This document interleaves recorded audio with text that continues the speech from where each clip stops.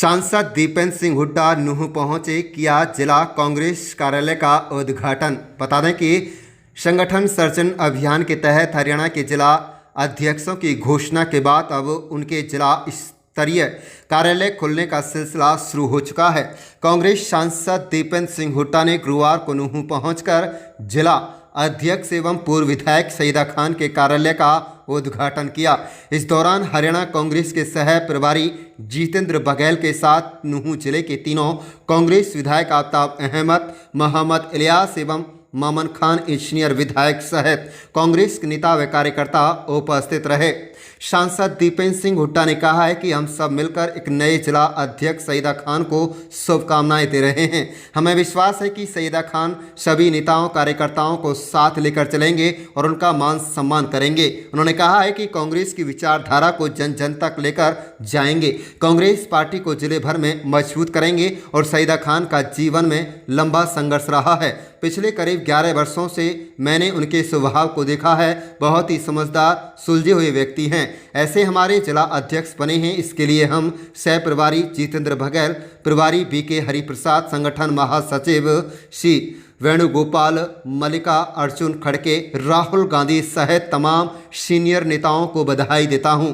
संगठन नहीं होने के बावजूद भी कुछ नेताओं ने, जिनमें मेहताब अहमद सहित कई नेता शामिल हैं, जिन्होंने कांग्रेस को मजबूत रखा। तमाम नेताओं कार्यकर्ताओं का धन्यवाद करते हैं।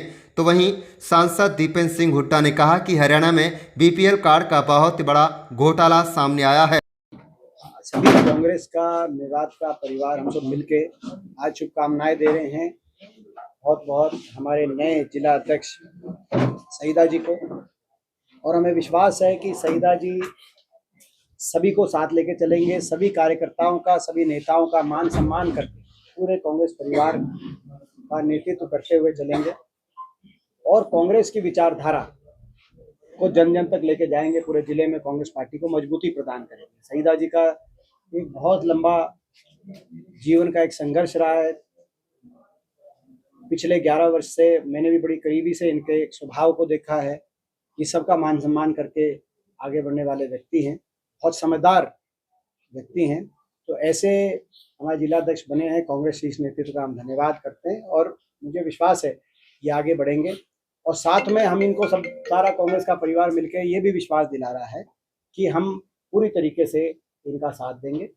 तो आज ये महत्वपूर्ण आज कार्यालय का और हमारे कार्यकाल का उद्घाटन इसको मानिए, क्योंकि 11 साल से हम आते तो आप सब साथी पूछते थे कि कांग्रेस का संगठन कहाँ है, और आज कांग्रेस का संगठन बना है। और इस अवसर पे मैं, हमारे जो प्रभारी जी हैं जितेंद्र बघेल जी, मैं इनका, प्रभारी जी बीके हरिप्रसाद जी, श्री वेणुगोपाल जी, और विशेष तौर से आदरणीय खड़गे जी और राहुल जी का मैं धन्यवाद करता हूं। कांग्रेस शीर्ष नेतृत्व का धन्यवाद करता हूं जितेंद्र जी के माध्यम से कि उन्होंने कांग्रेस कार्यकर्ताओं की बात सुनी और हमें संगठन दिया। इस अवसर पे जो सभी साथी पिछले 11 साल से जिन्होंने संगठन की कमी नहीं महसूस होने दी और दिन रात मेहनत करी और कांग्रेस की मशाल को हमेशा प्रज्वलित रखा, जिसमें विशेष तौर से मैं मेहताब जी का मैं कहना चाहूँगा, बहुत, क्योंकि बिना संगठन के विपक्ष में 11 साल तक कांग्रेस को मजबूत रखना हमारे सारे विधायकों का, सारे कार्यकर्ताओं का और मेहताब जी का विशेष तौर से और सभी साथियों का हम उनका धन्यवाद करते हैं कि इतनी मेहनत करी और अब संगठन के रूप में हम इसको आगे बढ़े। जी, नई जीएसटी दरें लागू हुई हैं, देर रात तक कॉन्फ्रेंस चली है, सरकार बड़ी वाहवाही लूट रही है, आप उसको कैसे देखते हैं? देखिए, पहले तो एक दो जो मुद्दे हैं वो हम आपको बताएं। जो सबसे पहला जो विषय है, एक बहुत बड़ा घोटाला हरियाणा में सामने आया है, बीपीएल कार्ड घोटाला, आपने देखा होगा।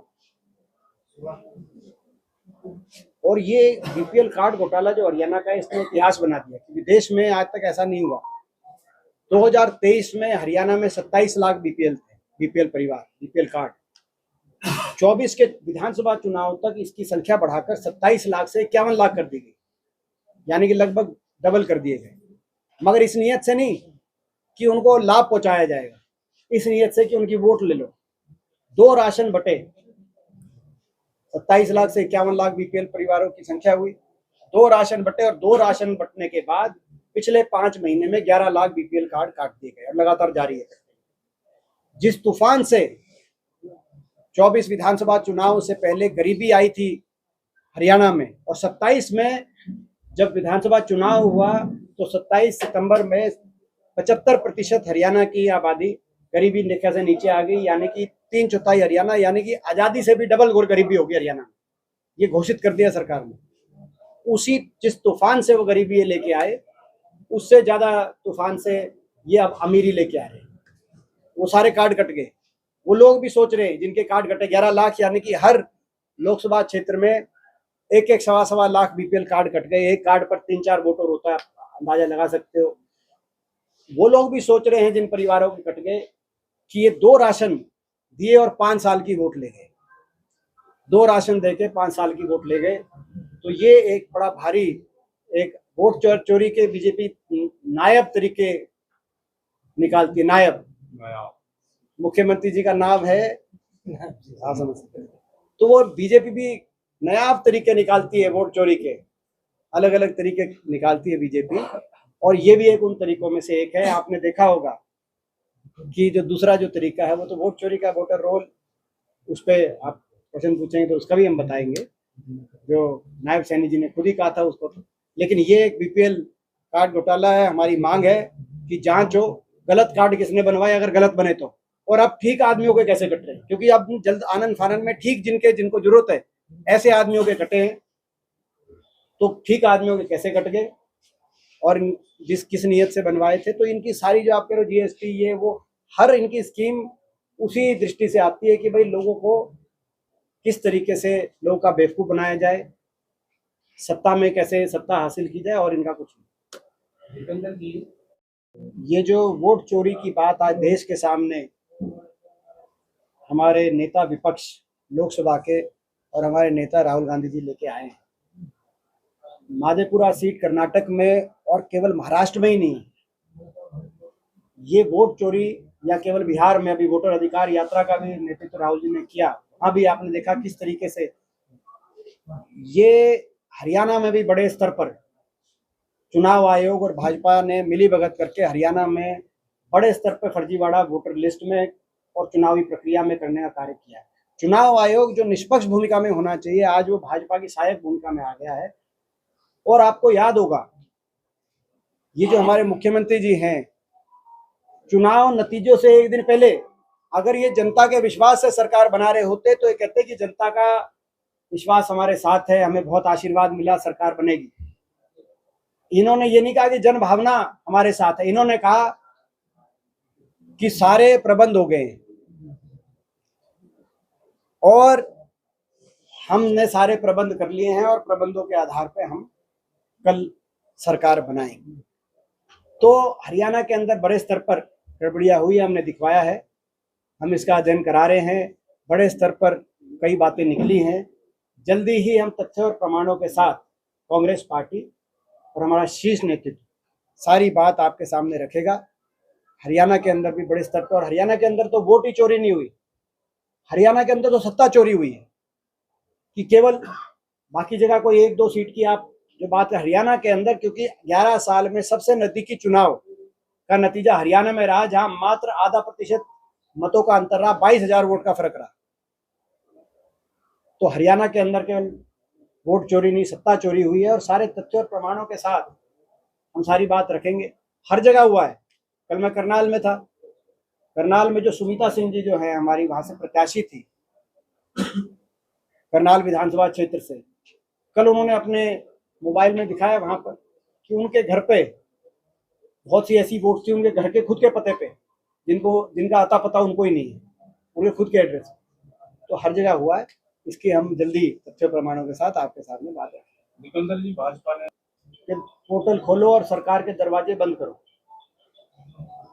भाजपा ने पोर्टल खोल के और अपने क्वाड बंद कर दिए, सरकार ने अपने दरवाजे बंद कर दिए। ये स्थिति हरियाणा में, और यही अभी जो जल भराव की एक विकराल परिस्थिति है, जिसके लिए पूरी तरह भाजपा सरकार की कार्यशैली जिम्मेदार है पिछले 11 साल की। क्योंकि 11 साल में आपने देखा होगा, खट्टर साहब एक नियम लेके आए कि किसान खुद जमीन देंगे तो ड्रेन खुद दी जाएगी। तो उस वजह से 11 साल में एक नई ड्रेन नहीं बनी पूरे हरियाणा प्रदेश में। पानी की निकासी के लिए।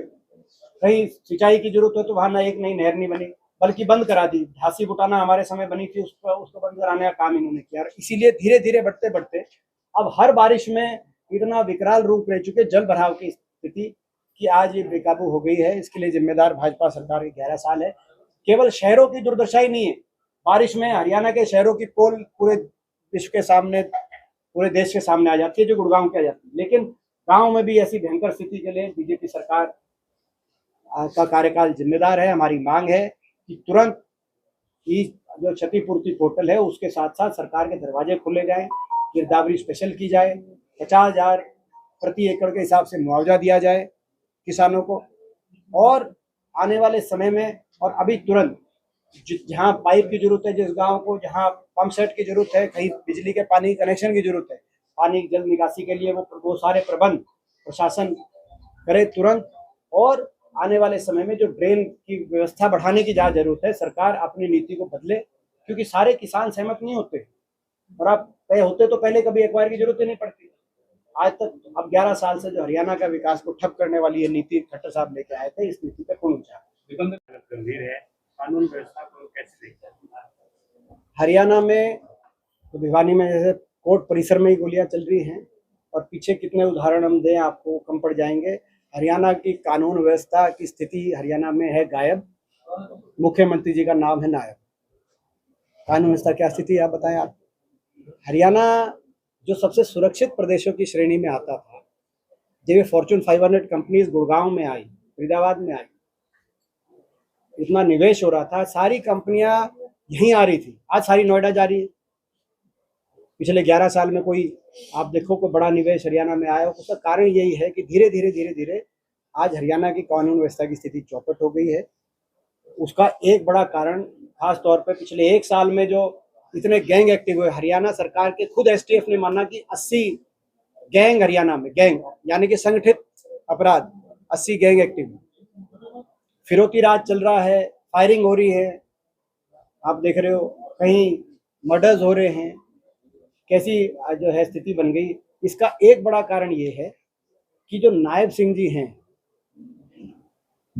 अफसर उनको सीरियसली नहीं ले रहे, क्योंकि अफसरों को पता है कि सत्ता की डोर दिल्ली में कहीं और है, एक केंद्रीय मंत्री के पास दिल्ली में, तो प्रशासन कैसे चलेगा। जहां डोर है वहां पावर तो है लेकिन जिम्मेदारी नहीं। तो आज हरियाणा में इस तरह की स्थिति बन गई कि ना अफसर मान रहे इनकी, और अपराधियों खौफ होना चाहिए, खौफ होना चाहिए अपराधियों में, मगर खौफ है आज जनता। नेता प्रतिपक्ष और प्रदेश अध्यक्ष का भी प्रदेश की जनता इंतजार कर रही है, कब तक ये सूची खुलने के सामने आएगी? जिलाध्यक्षों की हमारी सूची आ चुकी है, जैसा आप सभी को पता है, और जल्दी हम लोग इस पर प्रक्रिया हमारी स्टार्ट हो गई है, और जल्दी अध्यक्ष और प्रतिपक्ष नेता दोनों का आपको देखने को मिलेगा। बहुत जल्दी हम लोग इस पर भी कार्य करेंगे। राहुल जी ने बिहार में कहा है कि बहुत जल्दी हाइड्रोजन बम हरियाणा में फोड़ने जा रहे हैं, कैसे देखते हैं उनकी? देखिए, जो आदरणीय श्री राहुल जी ने पहले भी पूरा पर्दाफाश किया वोट चोरी को, और जो लगता है पूरी कांग्रेस पार्टी को और हमारे रिसर्च डिपार्टमेंट को, तो मुझे लगता है कि हरियाणा में भी पूरी, लगता नहीं है, सचमुच ही है कि जैसे अभी हमारे सांसद जी ने बताया कि वोट चोरी हुआ है यहाँ पर भी, और सुनियोजित तरीके से यहाँ की सरकार चलाई गई। इसमें बहुत बड़ा रोल रहा है। इसमें मैं तो डायरेक्ट कहूँगा कि इसमें गृह मंत्री का पूरा इसमें रोल है, और जिन्होंने बैठकर यहाँ पर पूरी कार्रवाई की, ये सबको पता है सारी बातें। तो बहुत जल्दी आपके सामने इसका भी पर्दाफाश होगा। जितेंद्र जी, भाजपा जब दूसरों पर कीचड़ उछालती है तब नहीं देखती, उसे अपने गरिबान में झांकना चाहिए कि जिसके महल ही शीशे के बने और पत्थर उसी पे मार रहे हैं, तो इन्हें शर्म आनी चाहिए पहले तो अपने अंदर कि वो किस किस के लिए क्या क्या नहीं बोलते। अब मैं वो बातें दोहराना नहीं चाहता, इतनी शर्मनाक बातें बोलते हैं। अब रो रहे हैं वो आंसुओं से, अपनी माँ को उन्होंने कितना क्या किया, तो खुद शर्म आनी चाहिए इनको नेताओं को। वे सबसे अगर झूठा प्रधानमंत्री है इस देश का और पूरे विश्व का, तो वो हमारा नरेंद्र मोदी है। और जो है उनकी तो जो है उन्होंने भी जांच करा ली, बीजेपी वालों के साथ उसकी फोटो आई, और ऐसा आदमी कांग्रेस पार्टी ने पहले दिन ही कह दिया कि राजनीतिक दल क्या, समाज में भी ऐसे आदमी के स्थान नहीं। लेकिन वो क्या उसका मानसिक संतुलन बिगड़ा हुआ था, पागल आदमी था, या वो बीजेपी द्वारा प्रायोजित था, इस बात की भी जांच होनी चाहिए। Thank you.